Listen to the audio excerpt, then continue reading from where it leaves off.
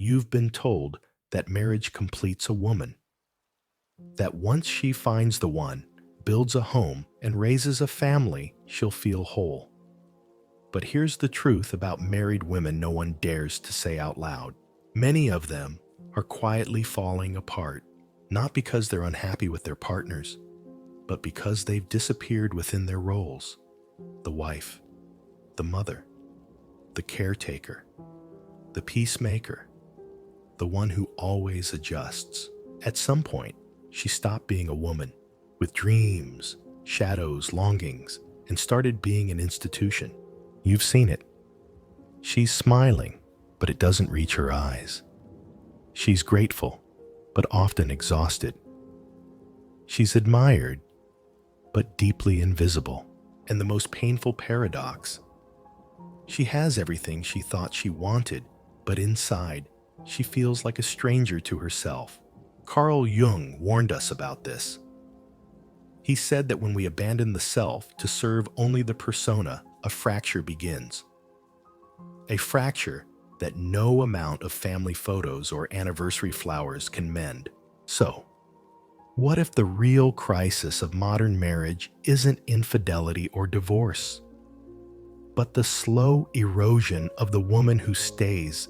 What if the real secret about married women is that many of them are screaming, but only on the inside? This isn't just a story about relationships. It's a psychological reckoning. And once you see what lies beneath the surface, you can never unsee it. Let's go deeper. You were taught to admire her, the woman who sacrifices, who keeps everything together, who never complains, never says no, never prioritizes herself. But have you ever wondered what it costs her to always be everything for everyone and nothing for herself? Carl Jung called it the persona, the social mask we wear to function in the world. It's not fake, it's strategic. It helps us survive, belong, be accepted. But when the persona becomes all that exists, something sacred is lost. For many married women, the perfect wife is the most polished persona of all. She's kind, nurturing, supportive. She knows how to keep peace, hold space, swallow pain. She bends, she molds, she absorbs. But here's the paradox. The more she perfects that persona, the further she drifts from herself. You see, being a wife is not the problem. Becoming only a wife at the cost of your identity, your voice, your soul, is the problem.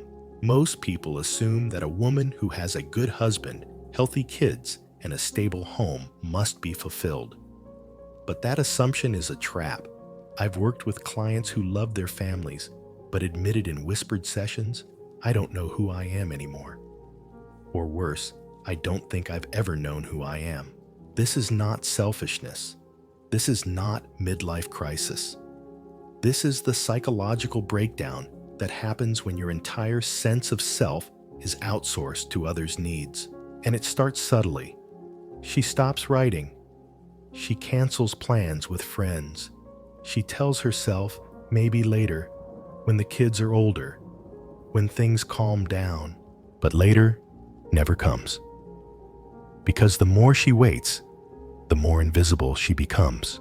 Until one day, she looks in the mirror and doesn't recognize the woman looking back. Here's the brutal truth. Marriage, when unconscious, can become a theater. And too many women are playing a role they didn't write on a stage they didn't design for an audience that stopped clapping years ago. So the question is this: who is she beneath the mask? What parts of herself has she buried to wear this smile every day? That's the question we're about to confront. Because once you see the mask, you can't unsee what it's been hiding. Next, we'll enter the shadows she's been taught to suppress. You've learned to love the light in her warmth, her patience, her ability to soothe everyone else's chaos. But what about the parts she was told never to show? The anger, the longing, the hunger for more.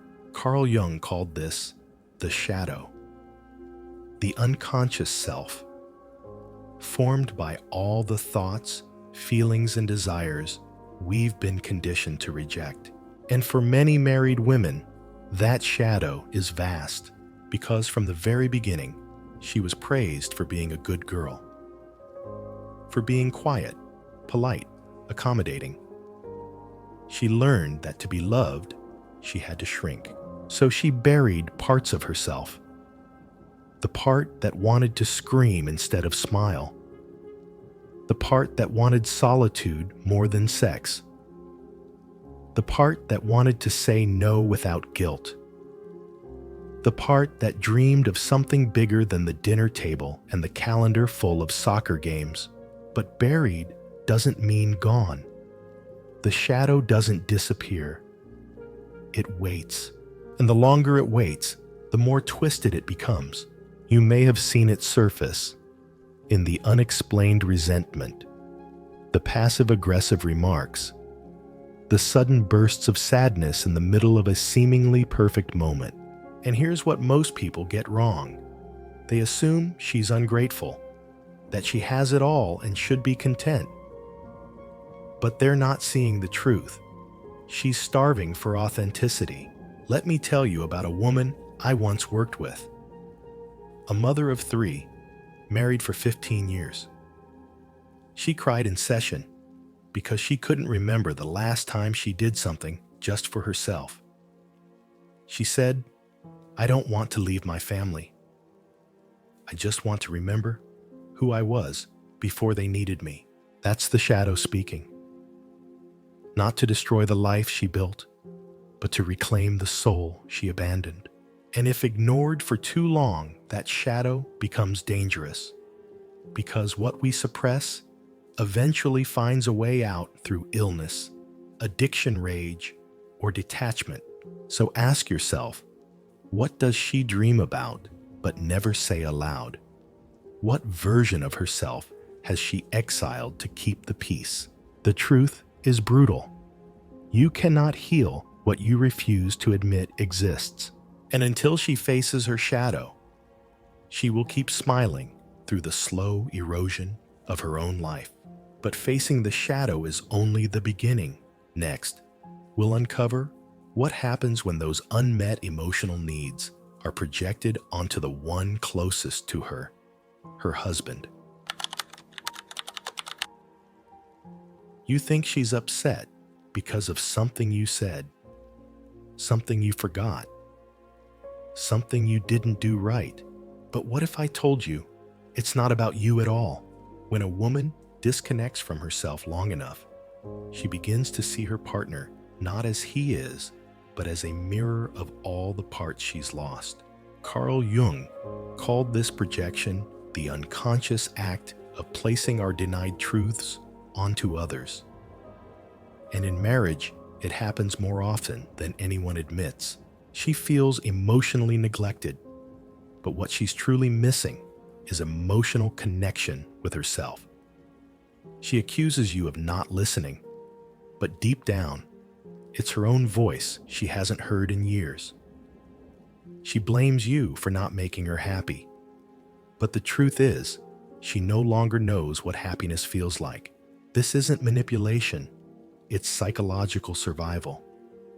Because when her identity has been poured into serving everyone but herself, someone has to carry the weight of that emptiness. And most of the time, it's you. You become the lightning rod for her suppressed resentment, the stand-in for all the choices she didn't make, the witness to the life she never lived. I've seen this pattern hundreds of times in therapy rooms. A woman sits across from her husband and says, "You don't see me." But when I ask her, "Do you see you?" there is silence, because projection is the shadow's disguise. It's how unprocessed pain survives in polite relationships. And the more emotionally intelligent she is, the more sophisticated her projections become. They show up in subtle expectations, passive disappointment, or chronic dissatisfaction. You try harder. You do more. You walk on eggshells, but nothing ever feels enough because you're fighting a ghost she hasn't named. So what do?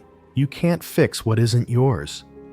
You can't heal what she's unwilling to see, but you can understand what's really happening. She's not angry at you. She's angry at the woman she abandoned for a life she thought would make her whole. And unless she turns inward, this projection becomes a loop, one that erodes love from the inside out. But projection is just a symptom. To truly understand the depth of her disconnection, you have to look at the root of it all. The loss of individuation, that's what we'll explore next.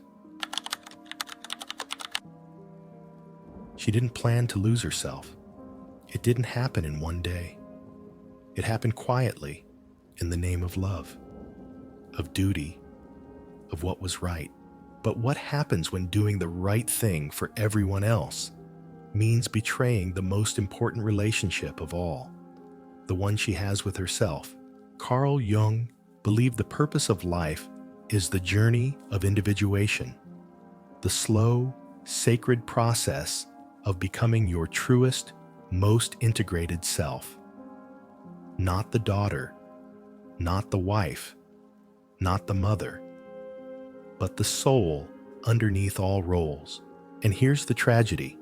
For many married women, that journey is interrupted the moment they say, "I do," because suddenly her identity is no longer hers alone.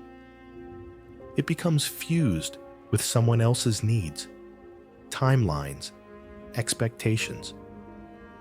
She stops asking, "Who am I?" and starts asking, "Who do they need me to be?" Individuation demands solitude, introspection, freedom to choose without fear of rejection.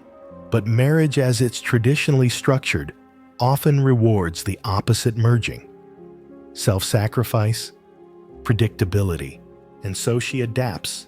She stops writing poetry, stops dancing barefoot in the kitchen at midnight, stops asking questions that don't have easy answers. She becomes efficient, responsible, admired, but inside she's dying. One woman once told me, "I feel like my body is here, but my soul is waiting somewhere else." That's not depression. That's the cry of a self that's been paused for years, sometimes decades. And here's where it gets even more devastating. She can't even explain what's missing because she's forgotten the sound of her own voice. People call it a midlife crisis, but Jung would call it a spiritual emergency, the moment when the self starts fighting back after years of silence. This is why so many women in their 40s and 50s wake up one morning and feel the urge to burn everything down. The marriage, the routines, the mask. But the goal isn't destruction, it's resurrection. She doesn't want a new husband. She wants a new self. One she didn't get the chance to fully become. One that's been buried beneath obligations, perfection, and politeness. And until she turns toward that path of individuation, she'll keep mistaking numbness for peace and burnout for love.